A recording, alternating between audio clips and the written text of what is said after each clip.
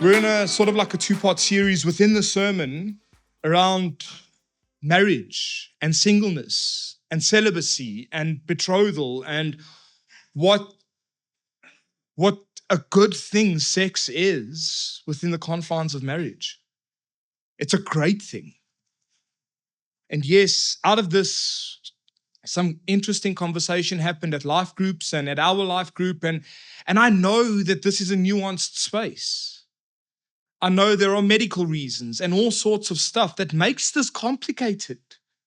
It makes it messy. But the truth of the matter is, it's still a great thing. It's a great thing to experience and a great thing to enjoy with each other. Today, however, is not about sex. So you can breathe a sigh of relief just a little bit. I want to tell you a story. That's how I want to start. Last week I started with this 80-year-old lady, and so today I'm going to start with a different kind of old lady. There was a lady named Viga. She was married to her husband who ultimately left her for another woman. They were married for many, many years, and in fact, while he was with another woman, she fundamentally refused to believe that they should get divorced, and so he ultimately just lived with this woman while still married to this lady. The last 20 to 25, I don't know the exact dates, the last 20 to 25 years of her life, she spent living in this little flat in a real rough part of Johannesburg South called Bella Vista. Bella Vista was a community given over to gangsterism, drugs, alcohol abuse, domestic violence, significant poverty. She lived in a flat by herself in this community. If you had a child in this community, drugs or gangs was the outcome. This was what was bound to be your future. Viga, after her husband had left her, came to know Jesus in a radical and real way. And she spent the last 25 years of her life on earth feeding roughly 60 kids every single week and running a Bible study with them in a small community. She set up Christmases where every child would get a Christmas present and a meal in some of the hardest times. She ran community talent shows where Coca-Cola offered a truck up that would act as a stage, and she had the privilege to walk some people out of their brokenness and out of their situation and move them on to success and something better in Jesus. Viga was a single woman toward the end of her life, dedicated to allowing the love of Jesus flow out of her and into the community she lived in. She was my grandmother. She was a special lady to me. She's one of the strongest women I've ever met and have ever come to know. And I am proud to be a part of her legacy. See, when I read a text like today, or a text like chapter 7, and Paul goes, man, singleness has so much value for the kingdom of God. This is the woman I think about. She worked 9 to 5. She did her hours. But everything else was for Jesus.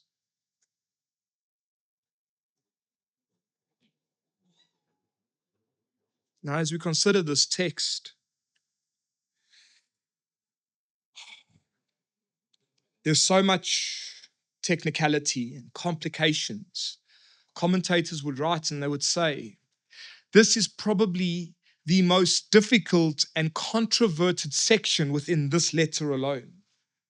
Another commentator would write that whatever he suggests with trembling hesitation. This is complex. And this passage is messy. And I'm going to deal with, I do want to highlight and show you a little bit of the messiness, but I'm not going to get into it too much. I'm going to try. I'm going to try my very best.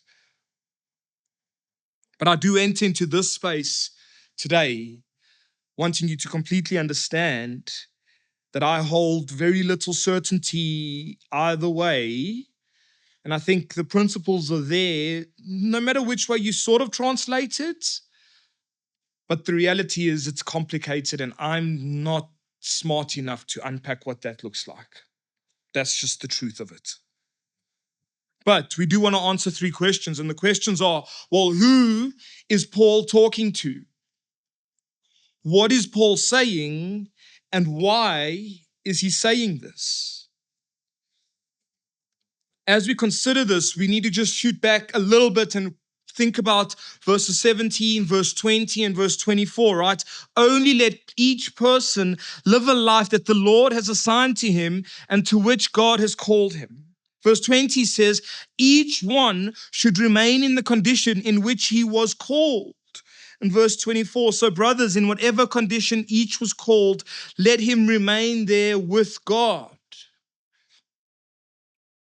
The crux of the sermon is found in these 3 verses, and Paul's trying to go, no matter where you are, right? I'm giving you the end here. No matter where you are, married, single, in the middle of the 2 sort of polar opposites, widowed, whatever it looks like, remain there with God. But if your desires seek to tell you to do otherwise, that's also okay. That's sort of what we're dealing with. Paul going, it's okay. Whichever way you land in this space, it's okay. Each has a value to the kingdom of God.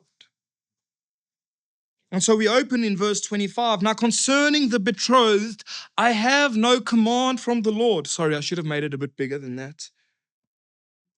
But I give my judgment as one who by the Lord's mercy is trustworthy. The word betrothed here in the ESV is the ESV translators sort of going out on a limb and going, this is what this word means. But the actual word is virgin. That's what the actual word is. It's not betrothed. Why would the ESV do that? They have certain biases. They came to these conclusions through certain thought processes. There are 3 possible ways to look at this one word. Just the one word. We've just started. There's 3 possible ways to consider it. But in the sermon, all I'm going to do is I'm going to hold to what the ESV says at this point. I think it does reference couples who are looking to get married. And it starts with a young lady who is a virgin, but the implication broadens beyond that to her betrothed or engaged partner. Why do I say this? Well, as Paul opens, he goes, well, now concerning the betrothed, and then he speaks just to the males in this next little section. He says, I think that in view of the present distress, there they say person, that's not right. In view of the present distress, it is good for a person to remain as he is. Are you bound to a wife?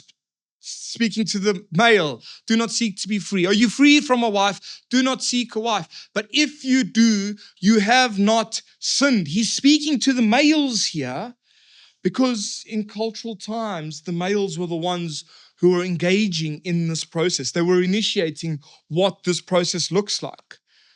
Many would want to read into this space and into this text that Paul is saying that a Jewish sort of heritage, but there's no Jewish heritage to be found here. They're following Roman customs, and Roman customs sort of say at the time that men could engage or initiate an engagement with a woman on their own volition. They did not need to go through the whole familial process. It didn't need to happen. Sort of like we do today. Who gives a damn about what the dad thinks? I will do what I want kind of a thing. Quite annoying. But anyways. So we assume, and again, there is another way to read it. So I'm saying this all with very little certainty. We assume that Roman culture was the one that was influencing what Paul was saying here. So he opens this chapter and he says, now concerning the betrothed, I have no command from the Lord, but I give my judgment or my opinion or my thoughts or my own personal ideas or ideology as one who by the Lord's mercy is trustworthy.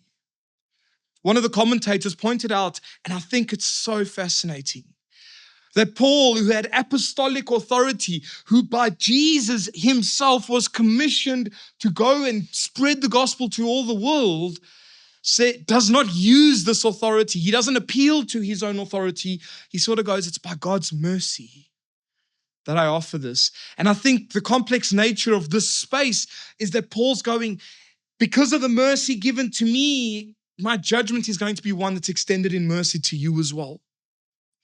That as you consider this space, be gracious, be merciful, and be kind to one another, because it's messy.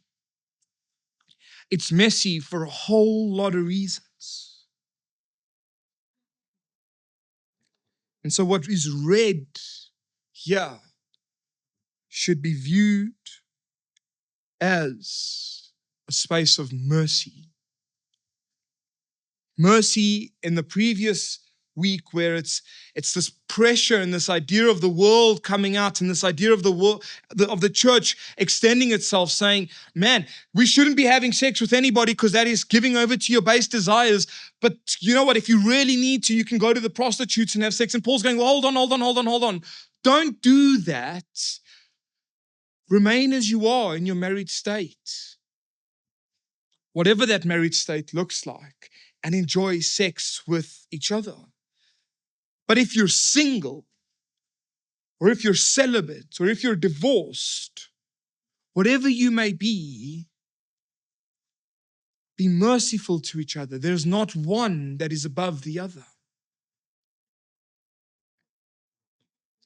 Oh man, I hope you're understanding what I'm saying, because I feel like I'm a little bit jumpy today. But there's complexity here that I just have to work through. Who by the Lord's mercy is trustworthy. In verse 26, he says, I think that in view of the present distress, it is good for a person to remain as he is. Paul writes in verse 7, I wish all were as I myself am, but each has his own gift from God. Paul's ultimate desire, as you read through this text, is that he wants people to be single and celibate. That's his personal opinion. He's like, this is what I think should happen, guys. This is the way the world should function. Very short-sighted, but whatever, right? The reason for this, his reasoning, his own personal conviction, is because of the present distress that the Corinthian church is facing. The why for Paul writing the way he's written in this chapter is because there's present distress. What is this present distress? Well, as we read on in verses 20, in verses 28, Paul goes and says, yet those who marry will have worldly troubles, and I would spare you that. Now, many times I've heard that it's been said that this idea of worldly troubles is that marriage is hard. And so you're going to have trouble when you get married.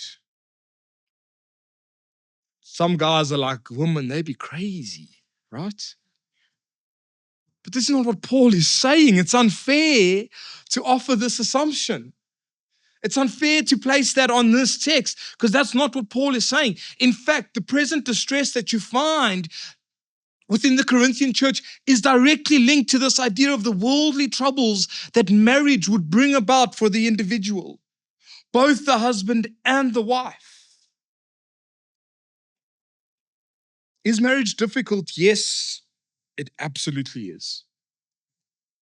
Because there is multitudes of sacrifice and components that take place where it is not about you. It's not about what you want. It's not about what you desire. We heard last week that your body's not even your own. Your spouse owns you.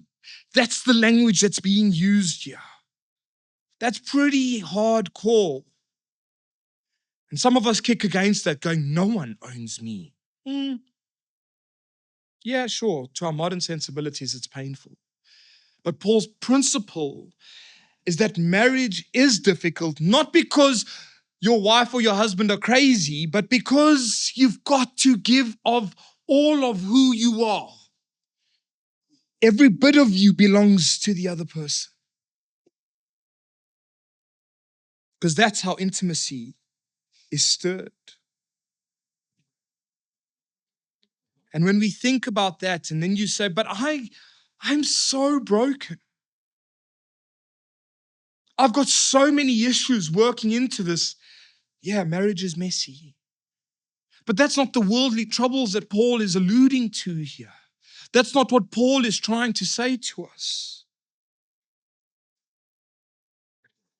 So what is this present distress that the church is facing?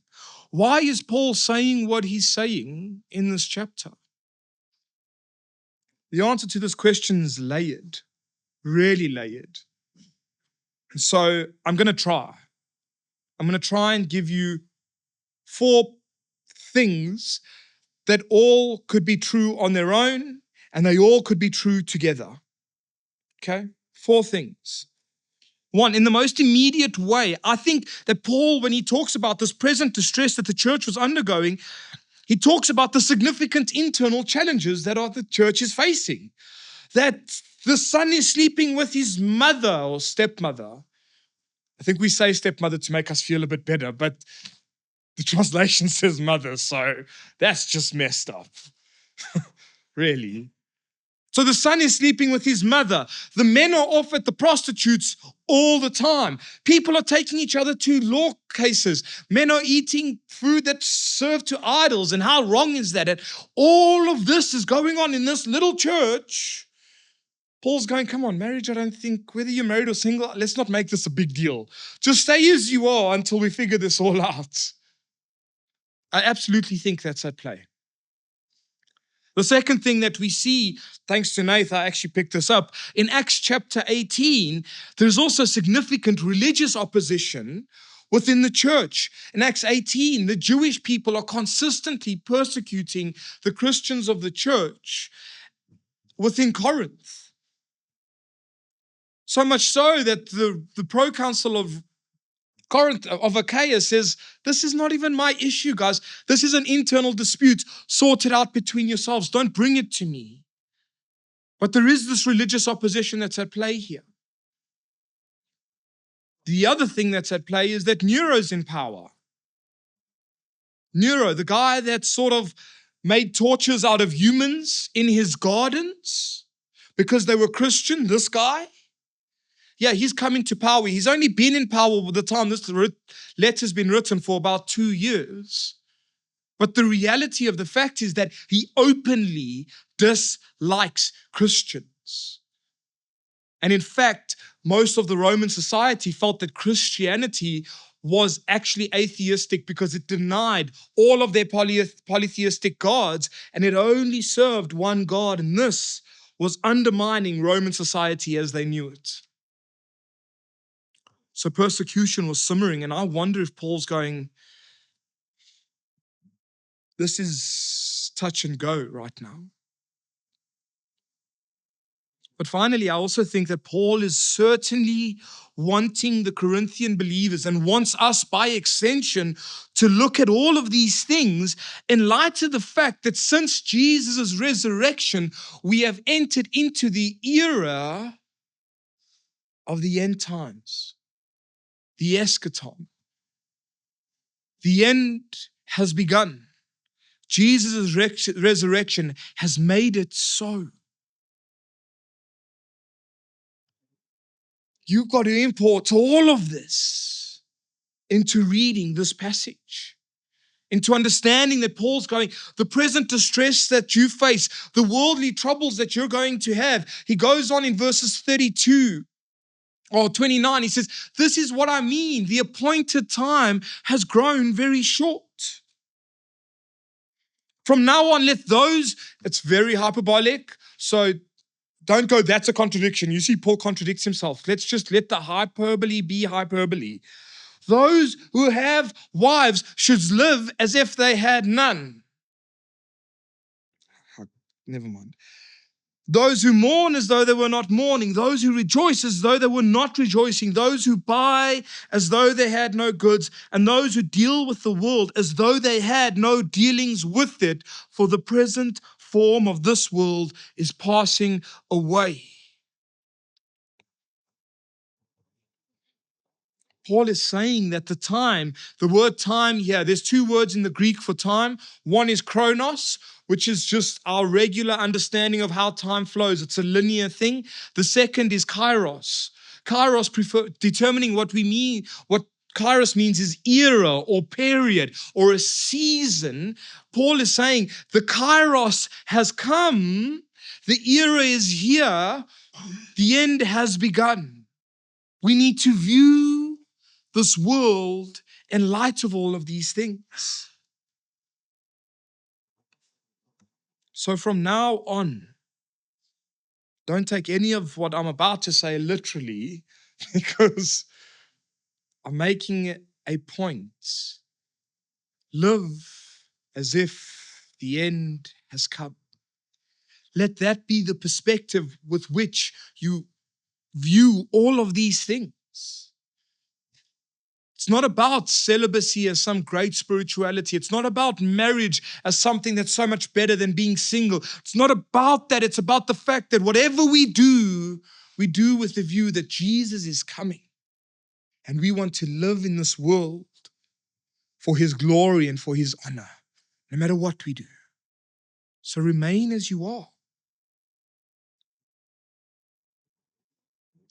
And when I think about that, I'm like, man, the Corinthian church was very much like a modern day church. All this internal conflict that's taking place where there's strife and issues that are sort of rising out from within the church. We can't talk about things that society deems touch and go, right? So we can't talk, I wasn't planning on doing this, but here we go. We can't talk about the fact that sex outside of marriage is a sin. How can you say that to me? How can we be confronted with this? It is a sin. It is not the way God intended this to be. Now, some of you are sitting and going, well, I'm uncomfortable with that. That's okay. I don't mind. We can't talk about the fact that homosexuality is a sin. Can't say that outright. Just now we offend some people. If I've offended you, know that I love you still. I'm not going to say sorry. So we have this internal conflict. Funny enough, we also have religious opposition of a kind that they didn't have back in the day. It's churches fighting against churches. I'm Presbyterian. Well, I'm Baptist. Well, who cares? Who actually cares what you are? I find it a bit odd that we're competing with each other. I'm going to say this too. I can't tell you how odd it is that people come to church here and it's like, that's awesome. Where are you coming from? That church? I'm like, what? That's so weird.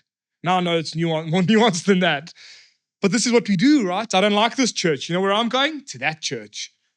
And that church is like, yep, we took them. Because what? We've got better programs or what? We do face state opposition.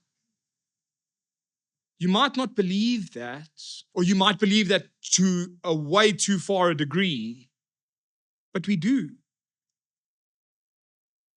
We are not allowed, or maybe not in Australia, let me not say we're not allowed, but certainly it's frowned upon being Christian within the community. It's something that's peculiar and it's something that's not welcomed necessarily.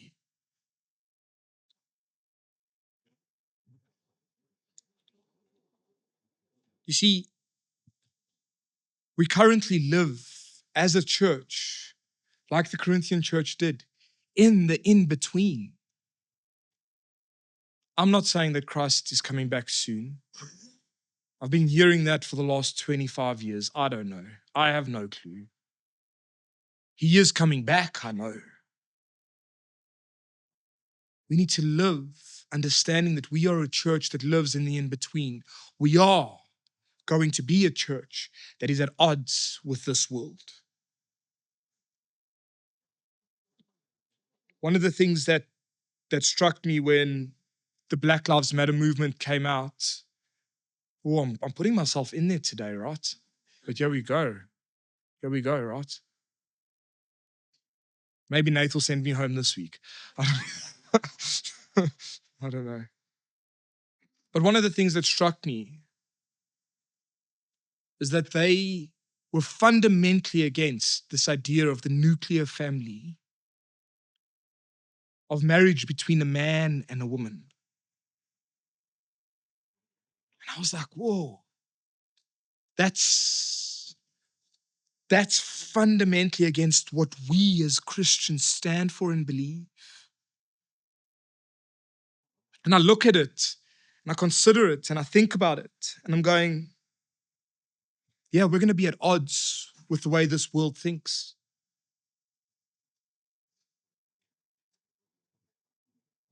And I am weary, to say the least, when the world starts to accept the church. When you start to see that the church and the government look very eerily similar, I begin to see red flags and go, something's not right here. We are meant to be countercultural. And I don't think the government's coming onto our side. I think we're slowly creeping over to their side when you see that happen. We need to be a church and a people with an end time perspective in place. That we do face a present distress. We are confronted with the things of this world that sort of impose themselves on us. And so, you know what? When you're married, enjoy it and be married because you're a representation of Christ and his church. And if you're single, remain that way because you're a representation of what devotion looks like to God and God alone. Don't pursue asceticism or some super spiritual expression of Christianity that carries no weight. Because the end is what we currently live in. And this is Paul's theme throughout the text, throughout this entire letter. So Paul goes, this is what he does, right? In verse 27. So are you bound to a wife? Don't seek to be free. Are you free from a wife? Don't seek a wife. I find that so odd. And he says in verse 32, why is this? Well, I want you to be free from anxiety, guys. I want you men to not have to worry about your wife coming home and finding dirty dishes. That's not what he's saying. I'm joking. That's not what he's saying. That's not the anxiety he's talking about. And also, this is sort of odd, but the unmarried man is anxious about the things of the Lord, how to please the Lord. He goes on a little bit later and he says the unmarried woman or betrothed woman, which is the unmarried or virgin woman, I don't know why, is anxious about the things of the Lord and how to be holy in body and in spirit.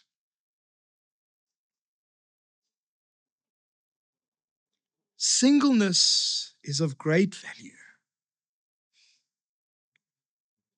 It's of great value to us because the church is confronted with this idea that we are people who are living in the in-between.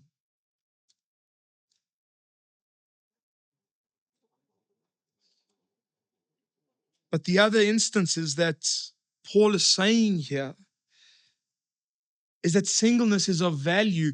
I think it is a point that supports what he's just said about the end times, but I think this point does stand on its own.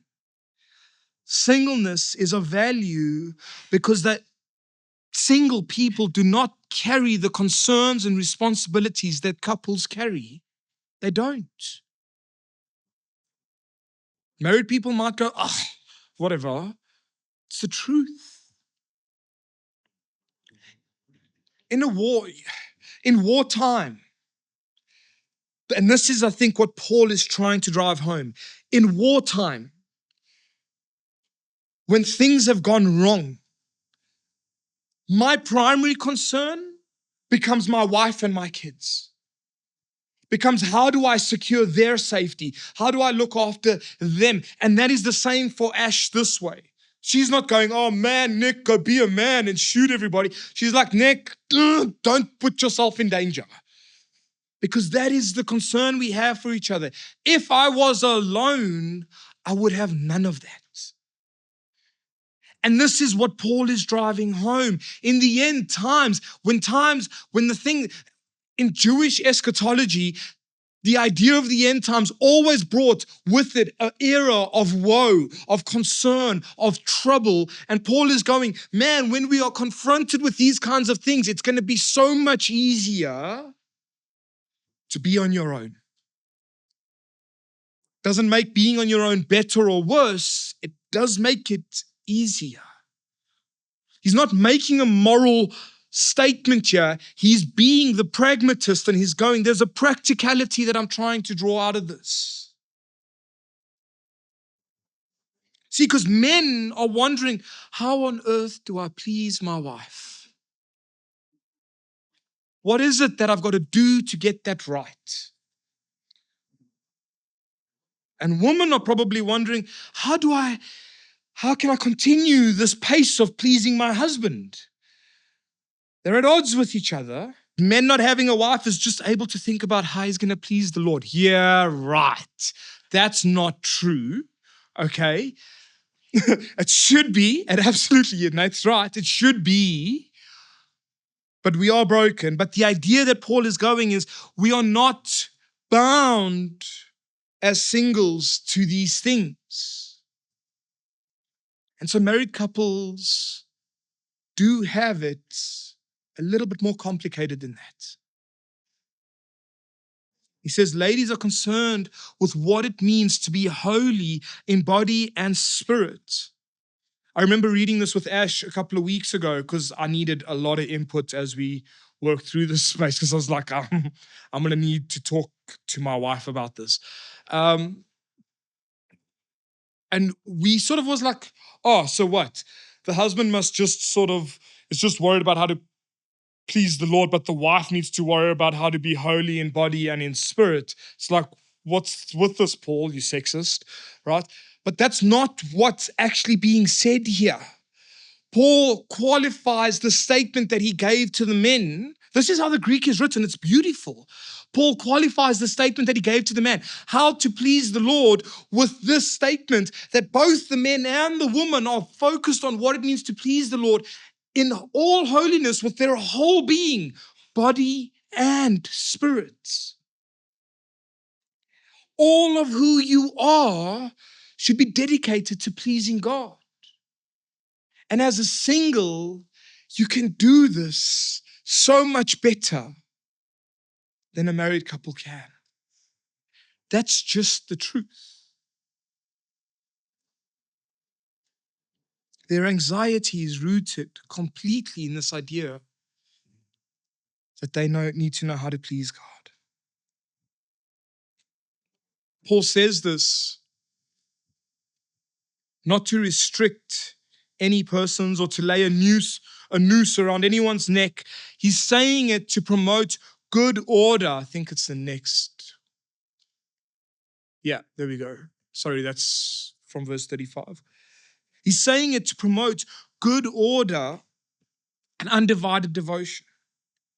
The truth of the matter is, if you're single or if you're married, we need to capitalize on that situation and work out what it means to offer our undivided devotion to the Lord. For singles, that's so much easier. But for marrieds, there is a way. There is a way.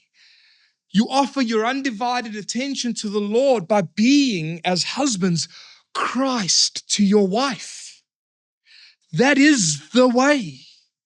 Because I believe the Lord is pleased with that. And wives, I know this word submission freaks a lot of people out. But wives, submitting to your husband as the church does to Jesus. That is the way. It is the love of Christ that causes the church to fall into submission. So too it is the love of the husband that allows the wife to freely go, of course, I'm there. But in doing that, we offer and show our devotion to the Lord. Our devotion to our family is an extension of our devotion to the Lord. I believe that. I do.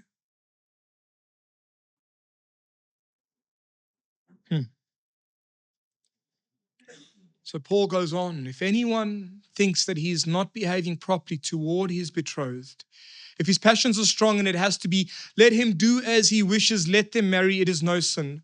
But whoever is firmly established in his heart, being under no necessity, but having his desire under control, and has determined in his heart to keep her as his betrothed, he will do well. So then, he who marries his betrothed does well, and he who refrains from marriage will do even better. This is where I just want to go off on a tangent for a moment, because this is complicated. And we'll just deal with verse 36. I'm not going to deal with much more than that, just 36. There are three possible ways to consider this text, right? The New American Standard Bible translated, but if any man thinks that he's acting unbecomingly toward his virgin daughter, if she should be of full age, or if her flower should be in full bloom, and if it must be so, let him do what he wishes. He does not sin. Let her marry. The New English Bible says, but if a man has a partner in celibacy and feels that he's not behaving properly towards her, if, that is, his instincts are too strong for him and something must be done, he may do as he pleases. There is nothing wrong in it. Let them marry. And the new something Bible, whatever, says, if anyone thinks that he is not behaving properly towards his fiancée, if his passions are strong, and so it has to be, let him marry as he wishes. It is no sin. Let them marry. These are three popular translations, all saying something different. All saying something different. Now, the arguments for these various translations, there are arguments, but in reality, they're all trying to teach you the same point. I did this because there's an exercise in this that I think is helpful for us. Regardless of the translation that you use, which will have its own biases, you should ask, what is God saying? What is Paul saying here as he speaks as one who is trusted by God with this text? Well, he's saying two things. One, if you're seeking to get married, get married. Two, if you're seeking to remain single and celibate, not single and ready to mingle, single and celibate, then do so. Remain as you please. Remain as you are. In these last 2 weeks, I've really tried. I'm allowed to end now because that was really tough. In these last 2 weeks, I've really tried to unpack this chapter. And I think Nathan sort of orchestrated the way the preaching thing works so that he can dump this on my lap. I don't think that's fair, but whatever. It does. And I think what Paul's done here is in one foul swoop, he's touched on so many different variations of the way people find themselves within the church. This is not only about relationships. It's not only about sex. It's actually about serving God as you are. And so there are 5 things. 5 things that I want to take out of this chapter. If you are married, now Paul qualifies this in the chapter, right? If you are married to someone who is a believer, stay married, enjoy sex. If you're married to someone who's not a believer, stay married, enjoy sex. Stay married, stay together. Divorce is not an option. There's nuance in this, I agree. I'm not trying to make blanket statements here. But divorce is not God's way. There's an undermining that takes place when we get divorced. So stay together. And if you are widowed and desire to be remarried, do so. Paul does qualify and say, if you are widowed and you want to get married because the sex was so good, get married. It's okay. If you are widowed and you don't want to get married, that's okay as well. In fact, that may be better. If you are betrothed, engaged, or in a relationship, be free to continue that journey, but know that you're not locked into anything. Remain as you are, because marriage is a beautiful destination. Now, I do want to qualify that if you are in a relationship or engaged or betrothed, you should not be having sex. You might not like that, I'm sorry, but I'm throwing that out there. If you're single and desire to be married, that's awesome. But while you remain single, use every ounce of extra energy you have to serve the Lord faithfully, because singleness is of great value to this body. And if you're single and happy to remain that way, there are 2 important things that I want you to know. 1, that lifestyle is a gift that God gives you. Use your freedom for His glory. And 2, celibacy is the way of life for that kind of person. And that's a hard road to walk. Only let each person lead the life that the Lord has assigned to him and to which God has called him. This is my rule in all churches. Can I pray? Oh, Lord.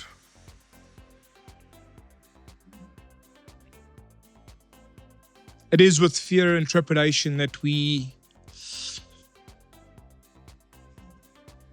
look at this passage in this text. And it is not easy or straightforward. But Lord, I pray that in all of this, that you would confirm your word in our hearts, and that by your Holy Spirit, you would stir us and encourage us toward the goodness that you offer us in your church. In Jesus' name, amen.